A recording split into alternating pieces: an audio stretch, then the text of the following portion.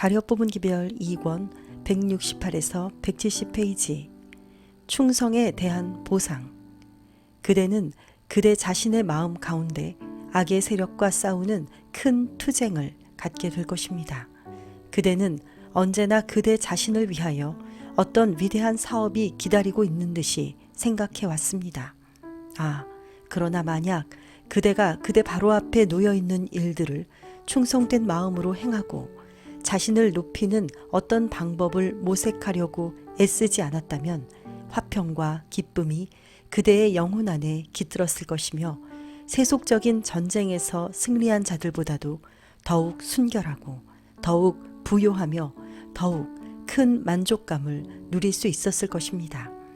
하나님을 위하여 살고 있으며 우리들이 가지고 있는 모든 시간과 재능을 최대한으로 활용하는 것은 곧 은혜와 지식 가운데서 자라나는 것입니다.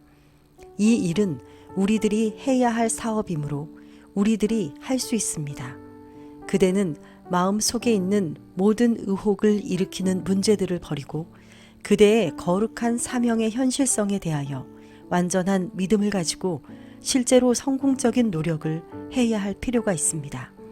그대의 목회 사업의 기쁨과 성공과 영광은 내가 여기 있나이다. 나를 보내소서.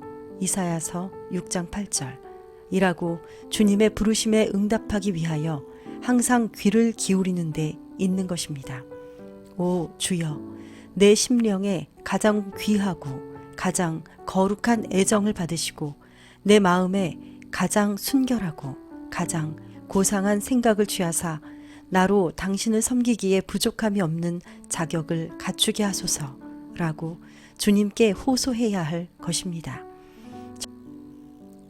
저는 지금 그대에게 하루속히 돌아서서 하나님께서 주신 사명을 꼭 붙잡고 그 사명을 신성하게 하는 순결성과 신성성을 간구하도록 호소하는 바입니다.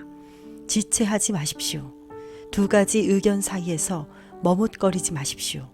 만약 여호와를 하나님으로 섬기려면 바알을 섬기지 말 것입니다.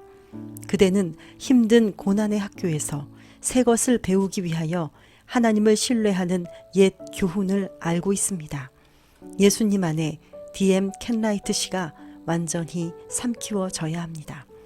우리들의 이름이 금방 불리울지라도 아무도 대답할 자가 없을는지 모르겠습니다. 그 생애가 하나님 안에 숨겨져야 하고 그 이름이 기록되므로 영생을 얻어야 합니다.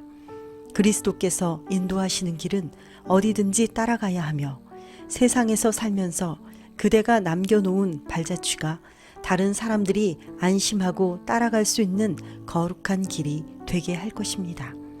사망으로 인도하는 길에는 줄곧 고통과 형벌이 있으며 슬픔과 실망이 있고 하나님의 사자들은 죄를 더 짓지 말라는 경고를 보내며 하나님께서는 경솔하고 완고한 자들이 저들 스스로 쉽게 패망에 이르지 못하도록 하실 것입니다.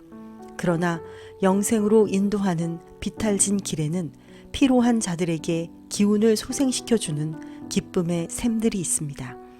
영광의 소망이신 그리스도께서 내재하실 때에 영혼에 참되고 든든한 기쁨이 시작될 것입니다. 만약 그대가 지금 하나님께서 인도하시는 길을 선택하고 부르심의 소명이 들리는 곳으로 전진한다면 사단이 그대 앞에 확대시켜 놓은 난관들은 멀리 사라지고 말 것입니다. 멀리 따라가면 따라갈수록 더욱 확실하고 더욱 든든한 그 길을 제외하고는 다른 어떤 길도 안전하지 못합니다. 때때로 가장 안전한 길에서도 발이 미끄러질 수 있습니다.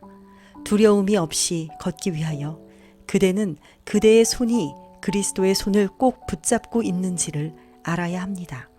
그대는 단 한순간도 그대에게 위험이 따르지 않으리라는 생각을 해서는 안 됩니다. 가장 지혜로운 사람도 실수를 범합니다. 때때로 가장 강한 사람도 비틀거릴 때가 있습니다.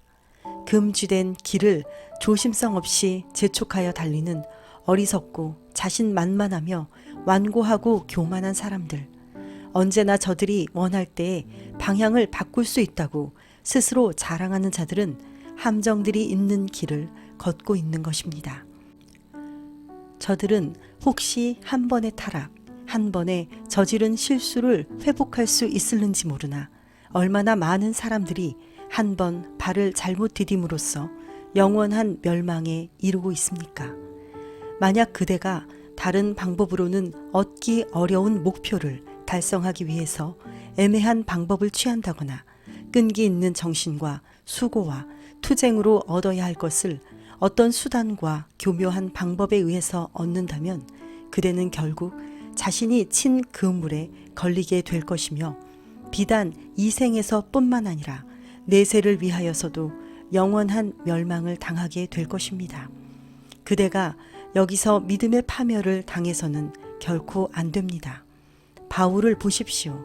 그리고 이 시대까지 쟁쟁하게 울려오는 그의 음성을 들어보십시오. 내가 선한 싸움을 싸우고 나의 달려갈 길을 마치고 믿음을 지켰으니 이제 후로는 나를 위하여 의의 면류관이 예비되었으므로 주 곧 의로우신 재판장이 그날에 내게 주실 것이니 내게만 아니라 주의 나타나심을 사모하는 모든 자에게니라. 디모데후서 4장 7, 8절. 바로 이것은 바울이 외친 승리의 함성인 것입니다.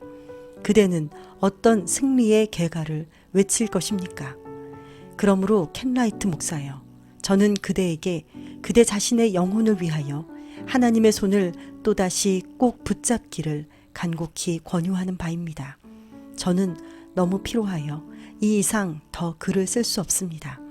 하나님께서 그대를 사단의 올무에서 구원해 주시기를 기도할 따름입니다. 서신일 1880년. 그리스도를 높임. 믿음으로 그리스도를 진심으로 받아들이는 모든 영혼은 겸손한 마음으로 행할 것이다. 자신을 높이는 일이 없을 것이며 영생의 소망이 달려있는 주님으로 그리스도를 높일 것이다. 사도 바울은 너희가 그 은혜를 인하여 믿음으로 말미암아 구원을 얻었다고 말하였다. 에베소서 2장 8절. 우리들을 당신의 증인이 되게 하시는 것은 바로 우리 안에 있는 그리스도의 은혜이다. 우리들은 오직 어린 양의 피와 증거의 말씀에 의하여서 승리자들이 될 수 있다. 질서 정연한 생애와 경건한 대화로서 교회와 세상에서 빛이 될 수 있다. 신령한 사물들은 신령하게 분별해야 할 것이다. 구원의 가장 깊은 샘에서 마시는 자들은 그리스도의 온유하심과 겸비하심을 가장 충만하게 나타낼 것이다. 나는 다른 사람들에게 하나님의 말씀을 가르치도록 부름을 받은 자들에게 다음과 같은 말을 전하도록 명령을 받았다. 사람들이 그대에게 지혜를 구하기 위해서 찾아오도록 결코 격려하지 말 것이다.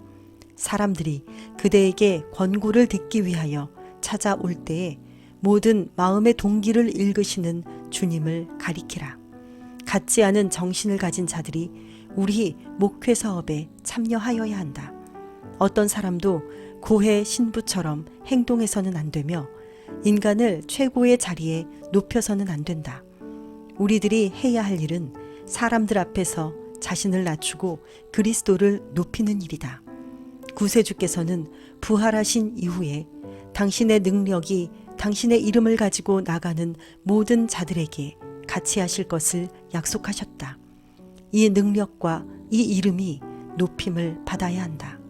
우리들은 진리와 의로 말미암아 자아가 성화될 수 있도록 주님께서 기도하신 바 그리스도의 기도를 마음에 항상 기억해 둘 필요가 있다. 영원하신 아버지의 능력과 독생자의 희생에 대하여 현재보다 더욱 깊이 연구해야 한다. 그리스도의 완전한 사업은 주님께서 십자가에서 돌아가셨을 때 완성되었다.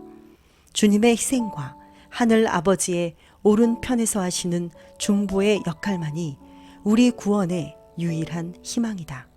사람들 앞에서 하나님의 품성을 높이고 이 세상에서 주님의 이름을 찬양하는 것이 우리들의 기쁨이 되어야 한다. 원고 137, 1907년. 하늘에 계신 하나님 아버지, 오늘도 우리가 겸손하고 진실하고 자기를 높이지 않고 지식을 자랑하지 않고 오직 여호와 하나님만을 섬기는 순결한 종이 되기를 원합니다. 예수님의 이름으로 기도드립니다. 아멘.